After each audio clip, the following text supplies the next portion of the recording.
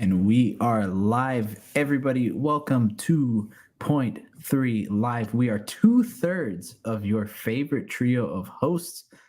On the left, Funko Lou, myself, Hero Scroll. Spider Brando is on vacation. He is on a cruise somewhere, going to the Caribbean. Whenever he sees this, have fun. Everybody wish Spider Brando a happy vacation, a much deserved vacation. But while we miss him, the show is still going to go on. We're bringing the news, we're bringing the deep dive today, specifically about Godzilla. This has been a crazy time to be a Godzilla fan. Lou, I know you just told me off cam that you've been going down the Godzilla rabbit hole. Have to. I'm excited to deep dive and talk about it. I think it's a very interesting time right now, just in general. So stay tuned for it. Stay tuned. I think it's going to be a good convo with Lou and Hero Scroll. Again, 2/3. Spider Brando, we love you. We miss you. Enjoy the cruise. Yeah, bring us back something. No, we're just messing. But let's drive into the news that it was kind of a busy week, more on one movie's side that we'll get to. We're going to say it now. We'll say it again before we say it. Yes, this is going to include spoilers for certain things. So if you haven't watched them, go watch them, or, save it till, you want to hear about it. But first things first, The Boys Season 4 and Godzilla X Kong, The New Empire, both received trailers over the weekend. I think both were received very, very well. I'm excited. Yeah. Oh no, I'm pumped. I've been waiting on The Boys piece ever since Gen V ended. And then obviously I feel like Godzilla and Kong came out of left field. Let's get on the -1 hype train. And then we get that drop. So I'll say my thoughts from that. But yeah, Boys looks intense. I am scared for Homelander. Just anything he's gonna do. R.I.P. It's a character that's like clearly off the deep end, or the deep end that scary. But I'm excited. I won't lie. I'm excited. Both projects look great. I think The Boys takes it a little bit over Godzilla for right now, at least in terms of the trailer. It's giving you some hints at some story. That's a plus. Exactly. Next up, I'm going to skip this second piece because I think it'll tie into our deep dive a lot better. Okay.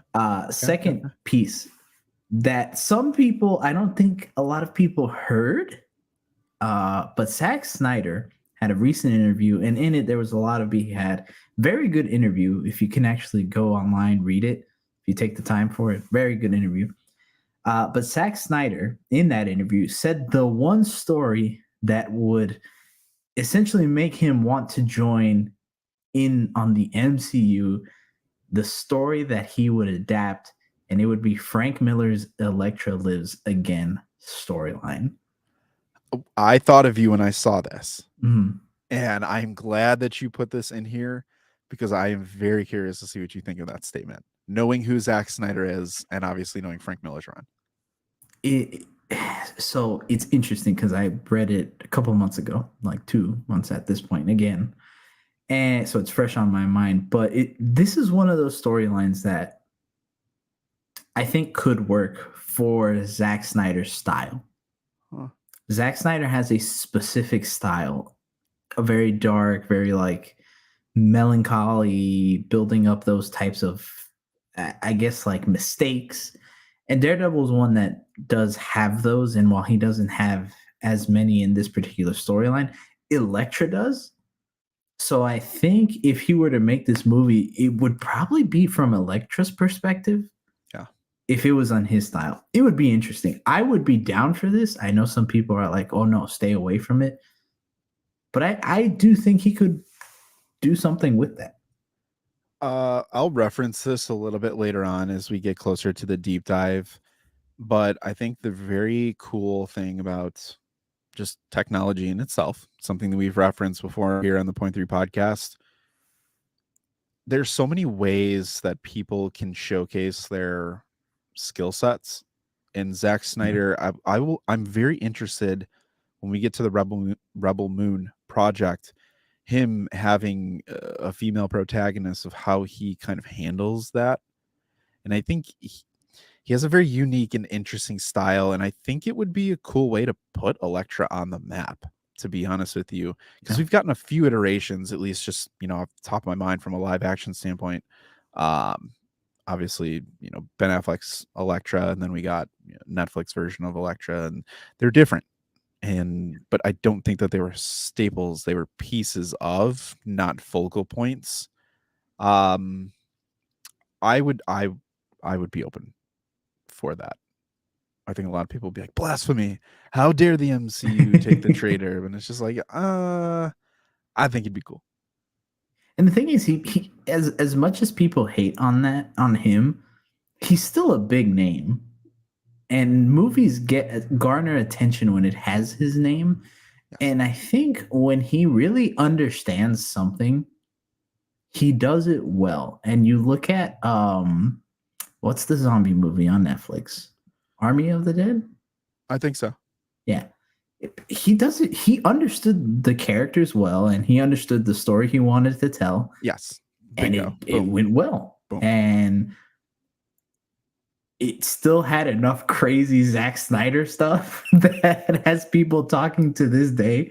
What the heck were the robots? Yeah. And the possible aliens that, I just think that if he loves this story, he probably would do it justice. Isn't that what you want at the end of the day? Someone who puts their brand on something, but there's passion that's driven behind it. And again, when your main character embodies that and then gets pushed to crossovers or different, there's no guessing. You're just like, I fully expect what this character is going to do. And when I see it, I'm going to like it. And it's going to be really cool to see how those dynamics cross over and blend and mesh with other creators' characters, instead of getting what we got for Taika. And go back and listen to our Ragnarok conversation, and you'll know what we're talking about. Yes, it's a different type of passion. And honestly, when you look at his Man of Steel, I know a lot of people either they hate it or they love it. I'll love it. I'm in the love it camp. Me too. And I was going to say, I think he understood parts of what made Superman really good as a character. I think the rest of it failed when he didn't understand the dynamic that Superman had with Batman and Batman with everybody else. I think that's where it kind of fell apart. But when he does know it, I think he knows it, and he nails it down really well. There's an element, I don't want to get stuck on Zack Snyder. I think anyone watching, you understand that we like him, but there is a level of drama that Zack Snyder brings to all of his projects that make them feel epic. And it's very wow. You get awe-inspiring moments. You get a lot of wow. You get a lot of grandiose. You get a lot of those things that we'll bring up in a little bit for the deep dive. For sure. Next up, last one before we kind of hop into the deep dive, because the last piece of news has to do with it. If you haven't seen, Deadpool 3 has been getting a lot of set leaks over the past weekend-ish, in the past couple days as well. So we are going to talk about them. Again, this is your spoiler warning, so if you don't want to hear them, fast forward a little bit in the video. Seconds. If you're 30 seconds. If you're watching it in hindsight, if you are with us here now, and you don't want to hear it, cover your ears, and then we'll make a signal or something. Yeah. But set pics that were released from Mirror showed specifically, on that day at least, Sabretooth was going to be making an appearance in the movie. Yes, this is the old Sabretooth from X-Men 1. Yes, not Wolverine origin. Exactly. There was also on that same report that Toad, again from X-Men 1, was on the set, though I don't think we've seen any photos specifically of Toad. I think there was one that was supposed to be him, but it's kind of hard to make out. Yeah. So those are the two big ones. Big surprise cameos or characters that are going to be in Deadpool 3. What do you think? I am really excited, and I know Ryan Reynolds came out today at the time of the recording of this live stream and made his posts on social media to be like, "Hey, listen, I get it. Everyone's excited. This is a really good problem to have, but the way that we're trying to do these specific scenes, they require a specific setting, practical effects, those types of Yeah. things. It's really hard for us to keep things under wrap because we're not in a studio room. We're not in some sort of building hidden away and creating all this stuff. But with that does come your leakers, right? Yeah. Those people who have spent ridiculous amounts of money to capture shots that we all talk about and love, and they're hyping us out. And I think we were talking about this in our Discord a little bit earlier. It's a good problem to have, but at the same time, it does kind of hurt these things because in a way, like, do I think a Sabretooth or a Toad are going to stick around for that long? No. But I'm the kind of person, I don't care if you tell me, I don't know how they're going to execute it, right? I'm not going to be there for the editing part of it and all that. I'm just curious to see what they do. Not a huge problem to me. But it's exciting to see that this movie is continuing to expand and grow and really capture what we thought was going to be something really epic and nostalgic and really pull this legacy stuff that we've heard about for so long together beyond just Hugh Jackman. Yeah. And that's what I was going to say. What we have to kind of remember, and I think a lot of people haven't, in terms of what I've seen the conversations be about, is that whatever they're filming in this particular setting has been all of the set leaks. Mm-hmm. And I would imagine that this is an incredibly small part of the film. 100%. And even if it is a bigger scene, if you would, I still think it's only a piece of this film. There's so much that we don't know that's going to happen. Who knows how many other cameos we might see from different kinds of characters? Yeah. You know, are they even going to keep these? Exactly. Are these here to throw us off? You know, we heard of rumors and even some confirmation in a case of Jennifer Gardner's Elektra being, we haven't seen that. Mm-hmm. So, you know, that's probably off in something else that they're filming that probably won't be outside. I'm sure this movie is still going to have a bunch of surprises for us. So for sure, even though this could be a big spoiler, and I would say, you know, seeing Sabretooth would have been really cool in the theater. Yeah. But ultimately, I think we'll get something cooler later on, even if it's like, heck, Josh Brolin as Cable again and Deadpool making a joke out of it. Who knows? Yeah. I mean, we just talked about this too with Multiverse of Madness. The Illuminati and characters that are sticking around for, you know, it's just like, oh my gosh, they're here. But it didn't. Ryan Reynolds knows what he's doing, and these characters that are coming back are very intentional. Yeah. So, you know, it's almost like one of those things where you're just like you're at a comedy club or something like that, and it's just like you can laugh, but like, you know, at some point you got to kind of quiet down and wait for my next joke to drop and then just like bust out again. You know what I mean? Like they get it, you get it, we all get it. It's kind of the nature of the game, but it's exciting though. It is. And all I think is, like we said before, this is a good problem to have because all it is keeping Deadpool 3 in the conversation. Much needed. Yeah. So we can't wait till what, July? July of next year, yeah. We'll see. Anyways, last bit of news, and then it'll kind of tie into our deep dive. Godzilla -1 has broken the record for biggest opening weekend ever of a live action Japanese film within the United States at 11 million from last weekend. Guys, this sounds like it's a little bit in ways compared to bigger Western movies, it is. But for reference, the budget of this was only 15 million. I was not expecting that, by the way, from watching the trailer when it first dropped, and it was like, we'll touch on this, but surprised. Yeah, definitely surprised. I was up around. Bromes, but yes. So budget is only 15 million. In here it made 11 million, but overseas and worldwide, it's already made 35 million.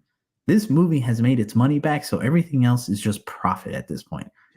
That's huge. Like, we really don't realize how huge it is.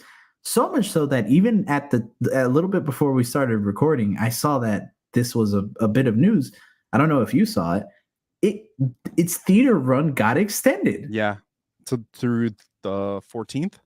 Yes, which is so good because Yeah. I think me and you, we haven't had the opportunity to see it, and Oh, just busy lives, something we incredibly want to see. But yeah. we were also kind of sad because I think, at least in my area, tomorrow was supposed to be the last day Yeah. Yeah. If for this movie like in theaters. IMAX, all that sort of stuff. Like if you look beyond tomorrow, it's just standard 2D. Like anything that's big, and like again, I wanted to see this in IMAX, and I'm like, oh, I don't know if I'll be able to make it. And I looked, and I was like, okay, at least I can see it, but I hope that they give it a few more IMAX slots as well, Yeah, if yeah. possible. Well, in my area, it was just in general. It was Oh, gone. yeah, It was gone after tomorrow.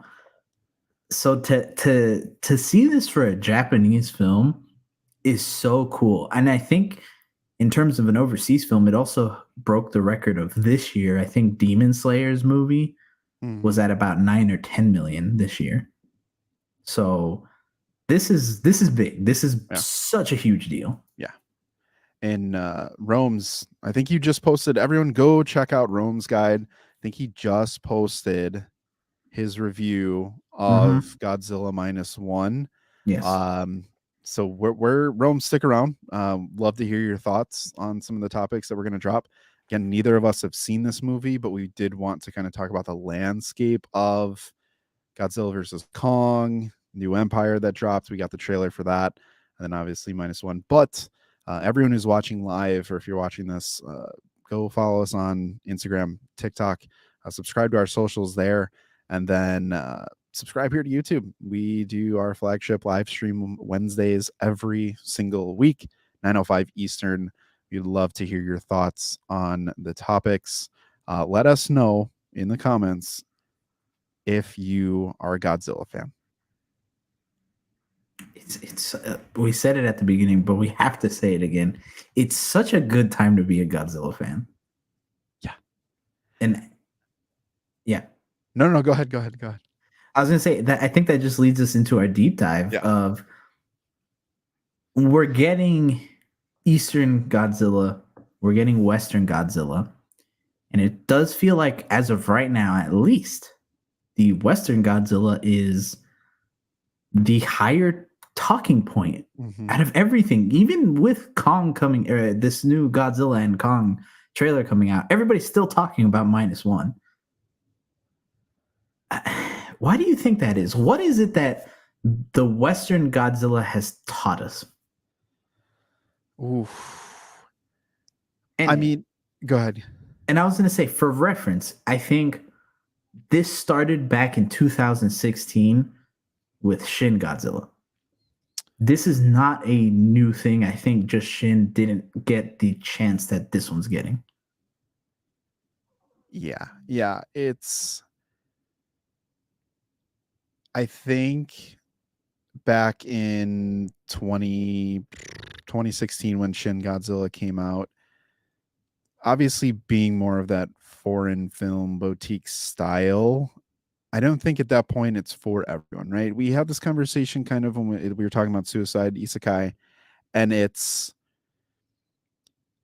I think people are starting to get on the wave of Eastern content in terms of anime and manga. And really, it's all the things that we talked about last time.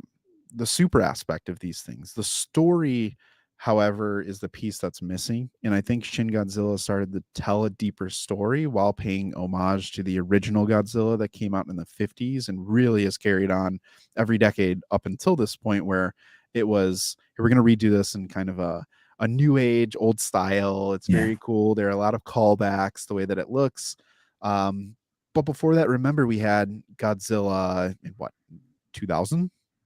2000 yen, 1999, Yeah, 2000. 99 or 2000, right around there, where Mm-hmm. Godzilla essentially took a T-Rex form and invaded New York City. That was a different spin, but it was epic all the same, right? Mm-hmm. Uh, But when you get to this point and you kind of have the builds of Shin Godzilla and it's kind of niche and you feel that and you get to this point, and then 2019 you get Godzilla King of the Monsters, Yeah. right? And it's kind of Legendary and Warner Brothers' biggest take on Godzilla again of, hey, here's how he's going to look epic. He's going to fight epically. He's going to move epically. There's going to be a lot of lights. There's going to be a lot of colors. His atomic breath is going to be there. It's really going to be like, wow.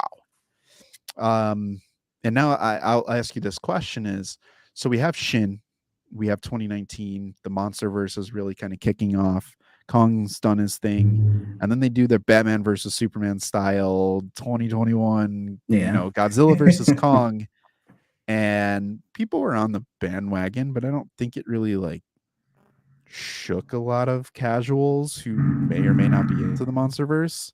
Yeah. And then fast forward now, here we are today. -1 catches traction. Then we get Godzilla X Kong, new trailer drop, and a lot of people are talking about it, and it's trending.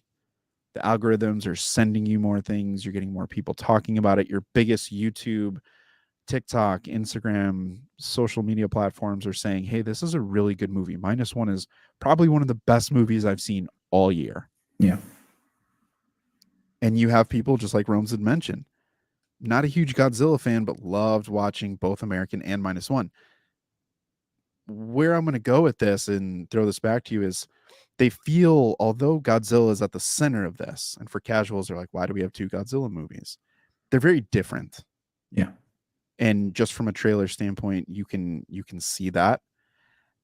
And where I want to take this conversation by the end of it to get kind of an answer is the American way that they've done Godzilla and Kong is very much boom, in your face, destruction, monster battles, the growls, the lights, the sounds, all of those things. It is an experience like nothing else. But then you get -1 and you still have a lot of those elements, even with that budget of 15 mil. Mm-hmm. It looks good. The city destruction looks really good. The people, you have a story though that's more grounded and rooted. And for the first time, I think you get a modern audience who's connecting to a story that involves a kaiju level character, a monster level character, a Godzilla like.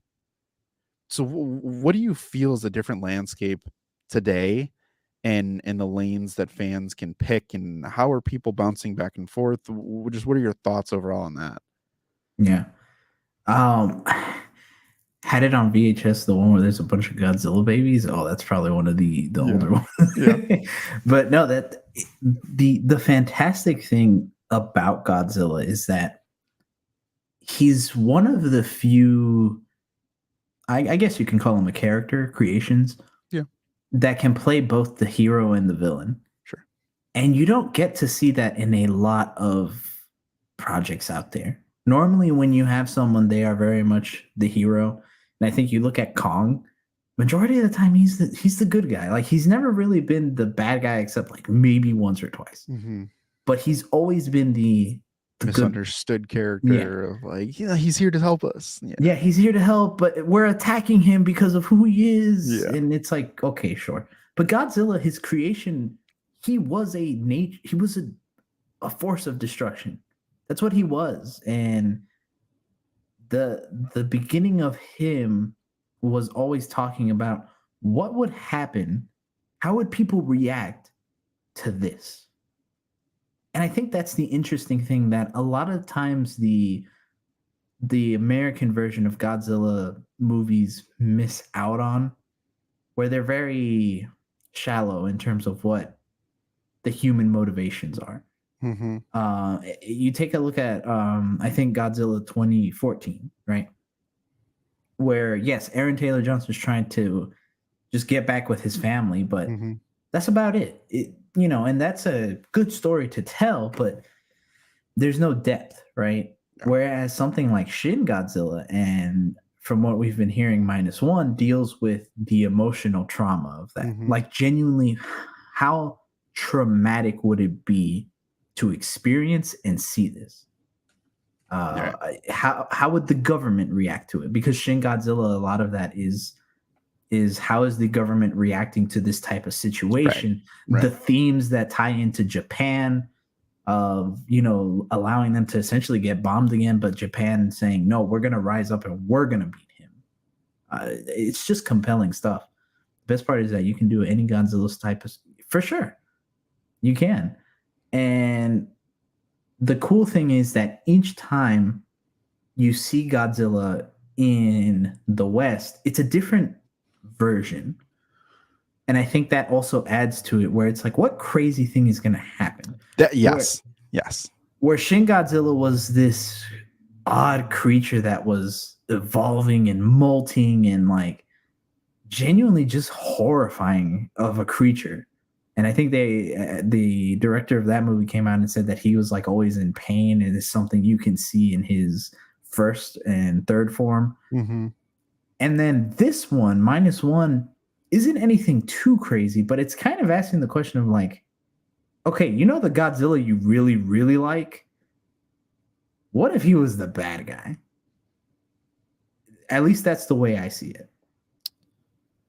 Yeah, and I think you double down on the time period that minus one is set in, where I think, the cool thing that they say is, what happens when you're at 0 and then a Godzilla shows up, and then there's the minus one piece of like, you're really tapping into those human emotions and elements, and they're telling that story. But I think for the first time, and this is what, in my opinion, Shin Godzilla didn't do as well, you get the visuals to double down on the story Yes. that you're telling. Yes. Yeah.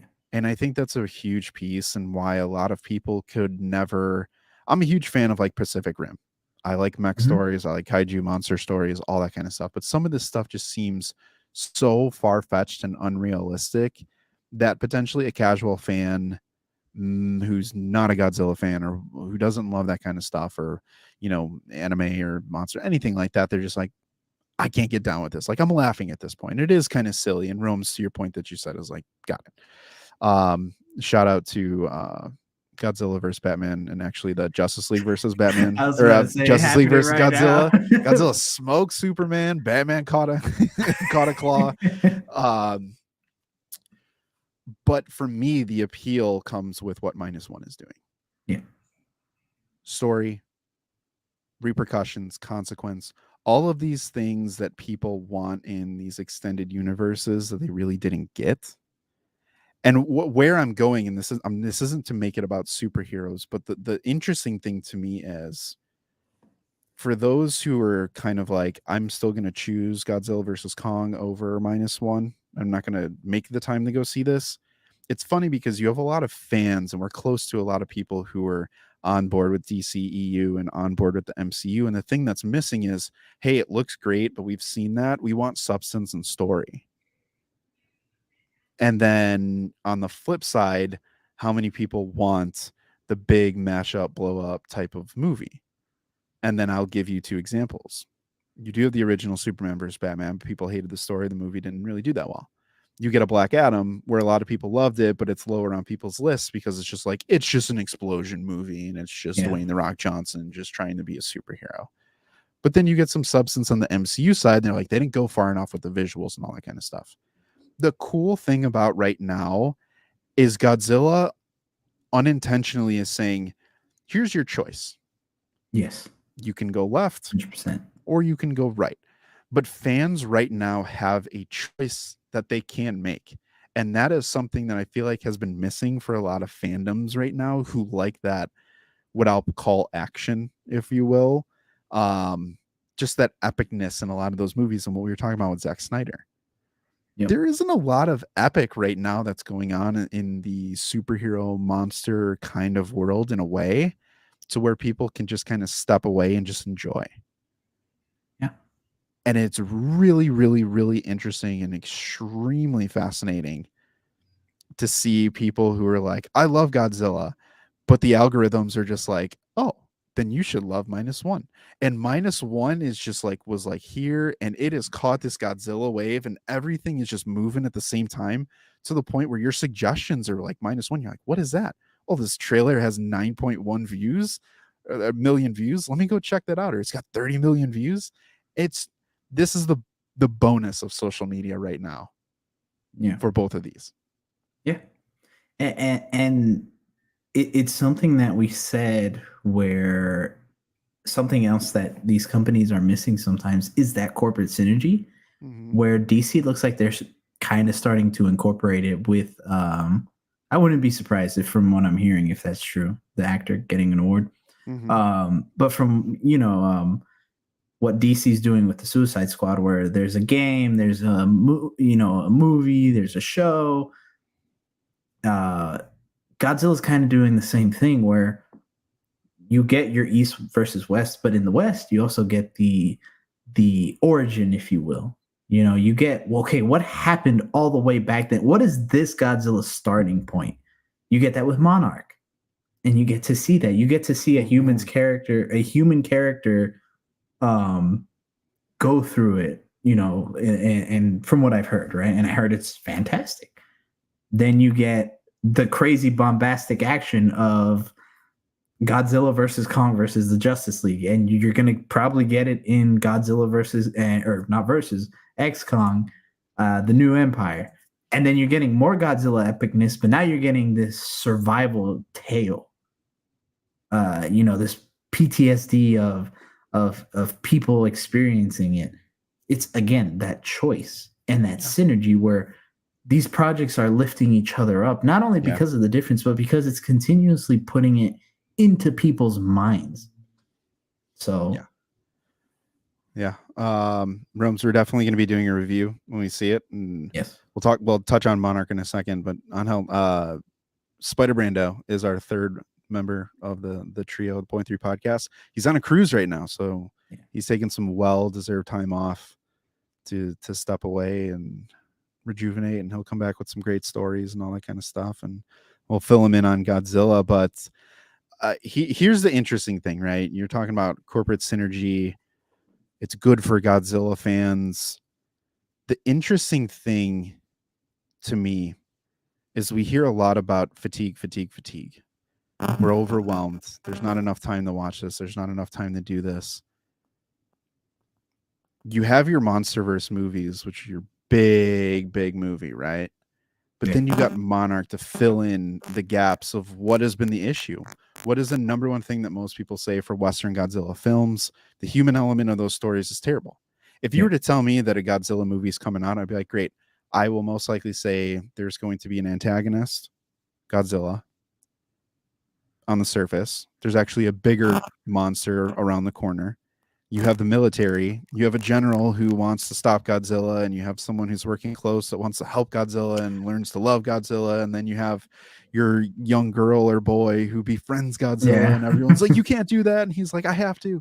Or they're like, I have to. Like, it's just some of those classic tropes. But the cool thing about Monarch, again, I love Matt Shackman. I think he has a very interesting style. I'm interested to watch this for seeing what he's going to do in the future of the MCU in terms of his style. That's a different conversation. But in this, you feel the weight and the aftermath and the fallout of Godzilla in a different way.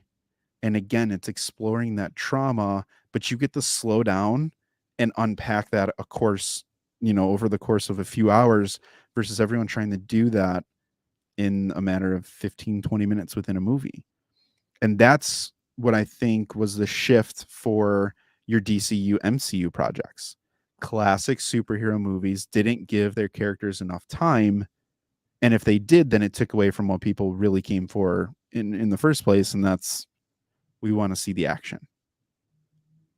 So just that dual, again, you can play with streaming and movies and connect them and really build a solid fan base. And I think Godzilla, Monarch, Godzilla versus Kong, it's showing you that all these projects can live at the same time and people will consume.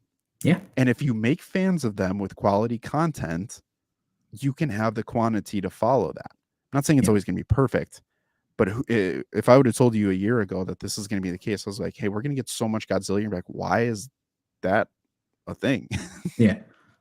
And the crazy thing too is that we get Godzilla -1 is getting that in spite of being a fully Japanese film. And what I mean by that is you only get subtitles here. Mm-hmm. You're watching this movie with subtitles, and I know for a lot of people that turns them away from this. For sure. However, a good majority of the fan base and casual people too are starting to realize that that doesn't matter. That these foreign films can be absolutely amazing and still exist with the English ones. Mm-hmm. Just like you said, it's such a good time to be in that space to enjoy all of it. And the funny thing is, you said we get to see the fallout of Godzilla in a different way, and that's the other strength of minus one. Because if we look at some of the things that the director has said about Fallen Empire or the New Empire, sorry, Mm-hmm. Mm-hmm. um, he's come out and said how this is exploring the characters of Kong and Godzilla. We get to see them in their own world. Mm-hmm. So it really seems like they're finally understanding that, okay, for this audience, for the American audience, what we want to give them, what our strength is we have the budget to make this insanely cool looking movie Mm-hmm. of just a bunch of monsters fighting. And that's what we're going to give you and try to characterize them through that. We understand that the human aspect is where we kind of lack. So let's take a look back and then try to fix that later. But you're going to get the big fights. Yeah. Essentially what he's telling you. And Yeah. I wouldn't be surprised if after this one, we don't get eventually a Western American Godzilla movie that deals with something like that. Maybe even like an animated film to test the waters, but to get something like this, like minus one. Yeah, so the interesting point here that you made is what is the fan base craving? I think Rome's, you had a good point, right? You watch the American Godzilla movie a lot during your video editing because you pay attention to the monster fights. I am with you. I didn't watch a Pacific Rim because I'm like, man, I really think there's going to be a lot of character depth here. I'm in for it. No. And to me, when I think of Legendary and Warner Brothers Monsterverse that they're doing, it is like if I took Transformers and mashed it with Fast and the Furious franchise, I'm expecting every movie to be crazier than the next one. There is a point where I'm going to be like, is Kong going to launch himself from the moon down to Earth at some point to deliver the final blow in Middle Earth because he just needs that? You know what I mean? Like, Yeah. I feel like they can go anywhere with that movie. But that's a different mindset going into it. I'm not looking at it, although I crave what a minus one is delivering personally. Again, they both have their spaces where they live. Now, to that point, you're saying subtitles and what fans care for. I think it's a very interesting year. And I wasn't expecting to add this to the list of how 2023 has impacted the modern audience. But we got Across the Spider-Verse and now minus one. And a lot of live action fans are resistant to animation because they prefer the live action level of it. And a lot of fans are One Piece kind of changed that with live action being like, oh, this is a pretty good story. I like this. On Netflix came out and people started watching the anime. Yeah. After it. Some people even went as far as to read a manga in the wrong direction. But the Eastern influence that has always existed is now gaining traction. Yeah. And you're getting more movies that are making more money that are foreign films than US box offices now. And they don't fully have to go out of their way to change it up and dub these things. If there's a world where we can keep subbed and people get used to it like we are, that doesn't bother me. I could do it all day and I could just turn around and like say, what? This is like speaking Spanish type of thing. It's just like you just do, and the next thing you know, it just blends the same way. And you just okay. I think it's only going to help deliver even greater content. Mhm. Teenage Mutant Ninja Turtles, very successful. Super Mario Brothers, very successful. Animated films. We're now getting more foreign films that are getting in front of these people. And exactly. Love watching how other cultures live. I'll always say this. I only know as much as I know in the types of stories that I see. It takes effort to go out and to watch and read these other types of stories, albeit translated in a lot of ways, to just understand a different way to tell stories. And so when I hear a lot of people saying, "Hey, storytelling isn't, it's missing," there are so many beautiful stories that have been told. It just never was at the surface. The algorithm didn't push it to you, and now that's happening. And it is only going to make the future brighter for so many creators to diversify their portfolios, to expand them, and to finally start getting budgets and get payroll on par with what is going on in the West. Yeah. I mean, if you look at the director, I can't remember his name, and I'm really sorry because I think he deserves all the credit with this film. I think he also wrote the film. He has made it very, very public about his desire to join Star Wars. And you think about how successful this story is and how people have been craving, Mm-hmm. gnawing for a a Star Wars movie that has a story on par with The Mandalorian, Ahsoka, and all the TV shows. Imagine you get something like that from a Western director because he now shows, or they now show, the prowess they have, right? And I think even to your point about these films becoming more and more successful, and especially in the lens of Godzilla, you have two back-to-back Japanese films that were successful for the character. Mm-hmm. Shin Godzilla Mm-hmm. and Minus One. Obviously, some are going to have their preference over the other, but you cannot deny both are successful. Mm-hmm. That now, the next one, I guarantee you, will make a lot more money. Yeah. Will have a bigger theater run, and people are not going to care about the subtitles because they're going to be like, you know what? I can, regardless of the language barrier or if I miss subtitles, right? I'm going to be able to look at the movie, see the emotion that these Yeah, characters are 100%. portraying, That's what I was going to see say. the Yeah. turmoil that they're going through, and I'm going to be able to understand it because I'm a human. And that's what I would do. I think Godzilla films and films overall, foreign films, are just going to benefit from things like this that just keep coming out, keep putting in that emotional, weight on everything. Yeah. Takashi Yamazaki. Yep. Thank you, Rome's. Yep. He Yep. deserves all the credit because what a G. Honestly. And that's the thing. It's more opportunity, and it's things like this. And I'm glad we're talking about it, right? We haven't seen the film. So people, I can hear now, well, then why are you talking about it? Like, you guys know what's going to happen. It's not the point. The point and why we want to talk about this is to put another notch out there to say, hey, this is on people's radars, and hopefully in the future we get someone who's special enough to direct, to write, to cover special effects, to put their stamp on a project, to increase their portfolio so that they can get to a larger platform or project or passion project. I mean, listen, Star Wars is huge. There are tons of mangaka who always want to do a Star Wars or use some sort of Star Wars as influence. uh for those who haven't watched anime or read manga, there's some wild stories out there that would greatly benefit a lot of franchises that people have been fans of for decades. And like Rome's has said, if he directs Star Wars films, we'll get another great Star Wars film like Rogue One.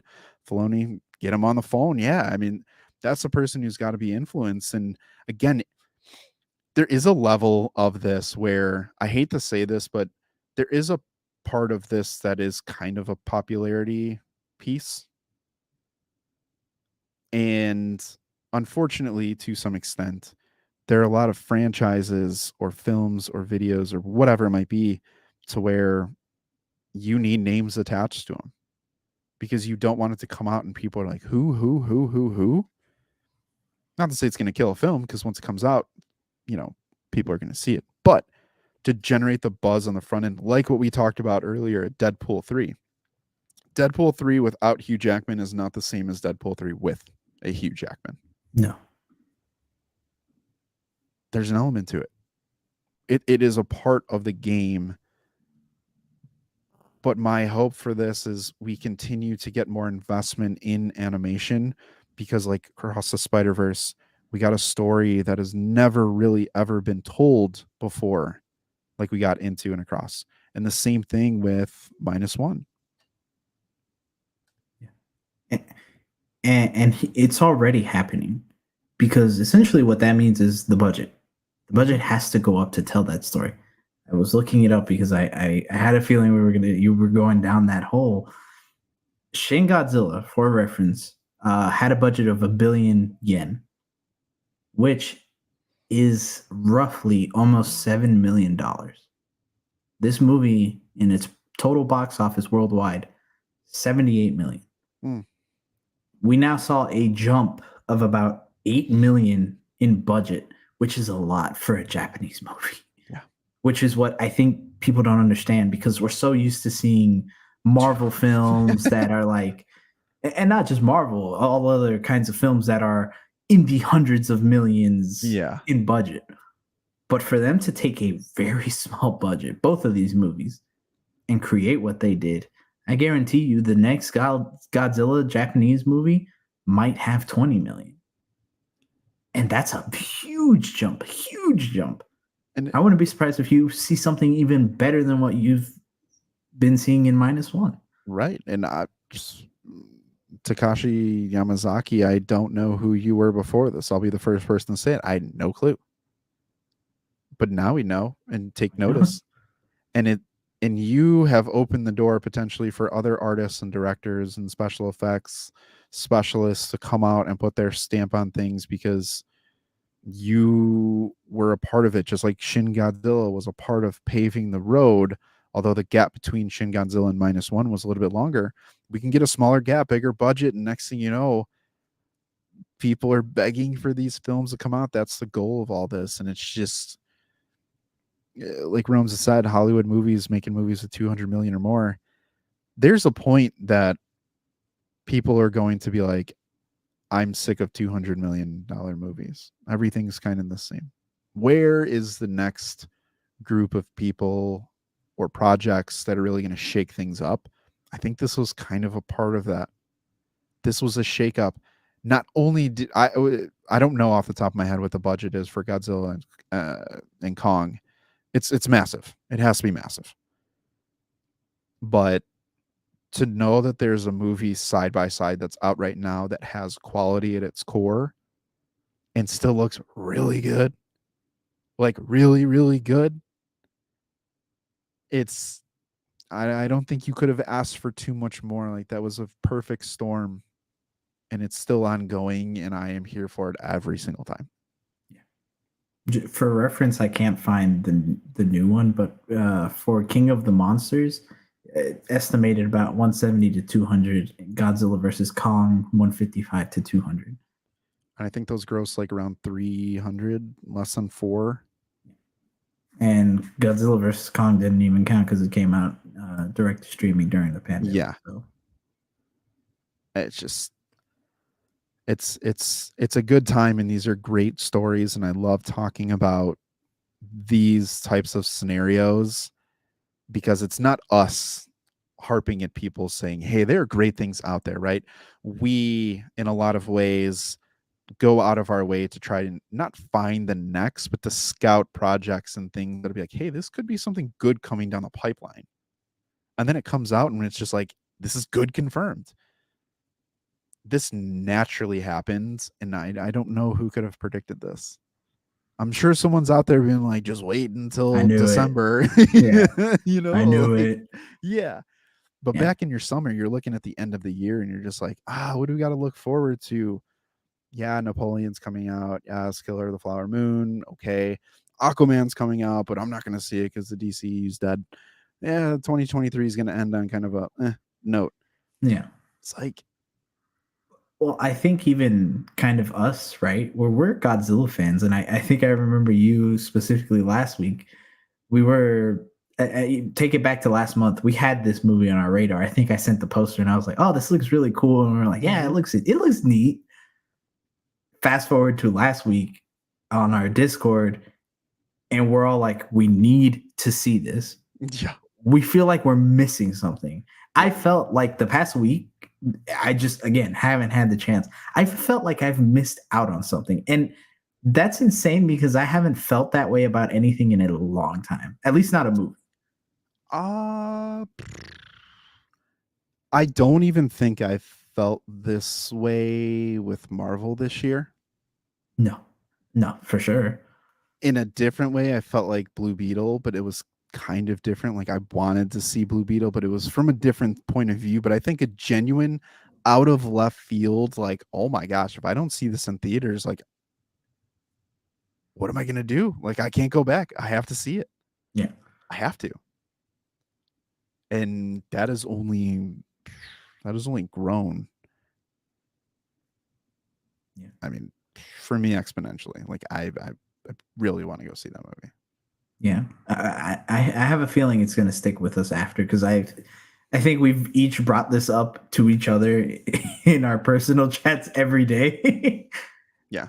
Guardians 3 was I needed to see it, but I never felt like if I didn't, I was gonna miss out.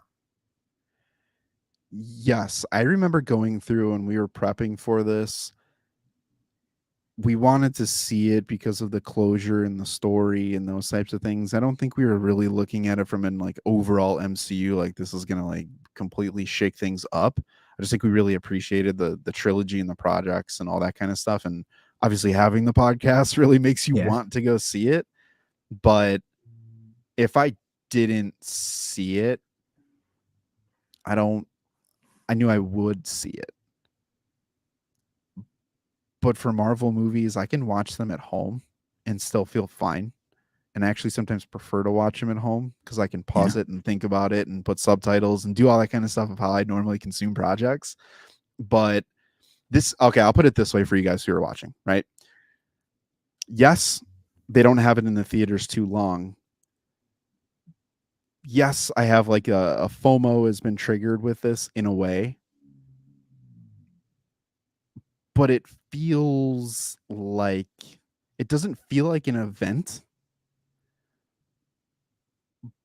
It just feels like something that we've always been talking about from a live action standpoint. That's kind of like it's almost more in that like dream come true type of bucket for me of like, oh my gosh, a project that has a story with a monster that is set in a time that I really like, and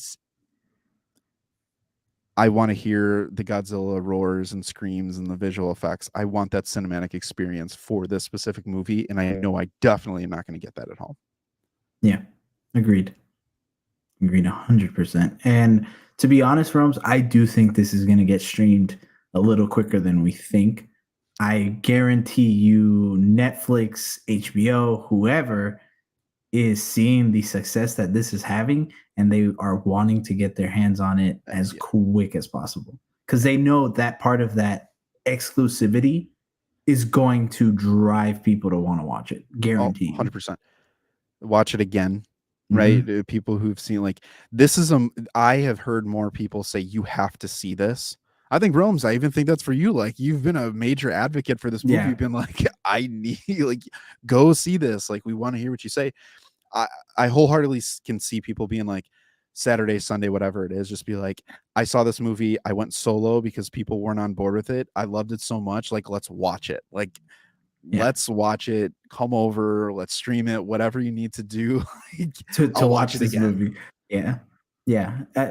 It again, it's just exciting to be able to talk about Godzilla like this because it's felt for a long time that it wasn't bad to be a Godzilla fan, but at least it was very middle of the road. Like you either were a Godzilla fan or you weren't, and that was about it. He's cool. I'll go watch the kaiju movie, but that's about it. Now it's at a point where again we're like, no, Godzilla's on the map. Like Godzilla is must watch, and it feels refreshing to see that. And I guarantee you, after they wrap up the MonsterVerse, which I have to feel like it's getting close to a reboot of sorts soon Sooner because rather than later. Yeah. it's already getting to a point where they've done what they needed to. They've done the big, King Ghidorah fights and the big crossover. So I feel like eventually Legendary is gonna look at this and be like, okay, let's take Godzilla back to square one. And I guarantee you they will probably try to do what they did with the 2014 Godzilla again, Hmm. where that movie was criticized heavily because we didn't get enough Godzilla. And I agree. I'm on that same boat. That's my big criticism with the movie. Godzilla isn't in it enough. It's too much on the human aspect. I guarantee you they will retry to do that and learn from the mistakes, but specifically take what these Eastern movies have done and try to replicate that somehow in their own twist. But think about it, and this sums up what we've kind of been saying. But to that point, I don't. A lot of these stories and characters, I'll put in the bucket. Godzilla's ahead of his time, just like Power Rangers were ahead of their time. Like Megazords are in like cardboard box Yeah. towns. Like, duh, like great. But when you have the ability to add elements through visual storytelling that makes you want to lock your door at night and be like, this door is not going to stop Godzilla. Like, great. When you can think that in your own house one day and just be like, if I'm sitting here and he shows up, am I dead? Probably. That's the lasting stuff. Rome's, you'd said it. The movie sticks with you after you leave the theater. I believe a lot of that comes from the visual aspect of Mhm. things. The destruction, the towns, the tsunamis, the cars, the waves, all of these things that make us think like that could happen. There's another element of realism on top of the human elements that's already been present in these stories that makes a difference. That comes with budget, that comes with effects, that comes with the right team.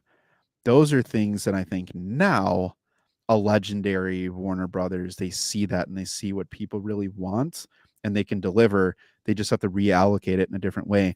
And I think Monarch does it well, but I don't think there's enough juice in the tank that they can make it different every time. There's some repeats in there that I think kind of pull it down slightly, and they rely too heavily on the actors in a lot of ways.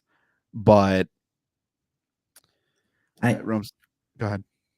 I was gonna say I wouldn't be surprised if maybe they find a way to fuse both styles and let that be the next big crossover where maybe they take um, Yamazaki and team him up with a writer, an English writer, and they try to come up with a Godzilla film that blends both styles and has both aspects of a Western Godzilla film and an Eastern one. I wouldn't be surprised if that happens too, because I think again they see these types of things. You know, like Rums is saying, the personal story sticking with people.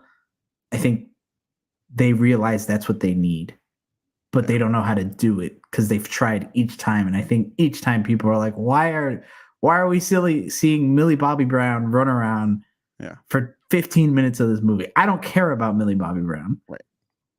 I think he could make you care, and that's the route they go down. That's what we talked about. Does a bad box office equal a bad movie? Well, we ended with, and go check that video out. I think it's a really good conversation that we had. Was at the end of our last live stream, no? Yes, live stream last live stream Wednesday. Yep. Mm-hmm. The movies that make you feel. I never thought that I really would get that sense from a Godzilla movie to be like, I feel after this movie, whatever way, whether it's a personal story, I'm just like, oh my gosh, like whatever. Those to me are the really, really, really, really, really good movies that you can build upon that fans will want to. It's a repeat watch. Yeah, It's a yeah, repeat watch. 100%. Rome said, Monarch showrunner said in a podcast that he's willing to make multiple seasons because monster hunting is the funnest part of the world. I agree. And I think to that point, kind of what Hero Scroll said, that probably, in my opinion, is best served on a reboot. Yeah. To go through and hunt things that are now, again, unknown. And you go on that chase and that journey to uncover this new world. in a more realistic aspect, the way that Monarch is doing it, which I think is good, versus the travel to the center of the earth type of thing that gets established early. And you're like, where do you go from here? Like, you have to go to space. Like, you can't go any deeper. Yeah. Yeah. You can't go anywhere else or a different universe. Fun fact, showrunner is Matt Fraction from Hawkeye. Interesting. Yep, he's on it. And then Matt Shackman is WandaVision director and upcoming Fantastic Four. I'm not surprised it's doing as well as it is. But again, needless to say, all of this, if you're a Godzilla fan, you're eating good.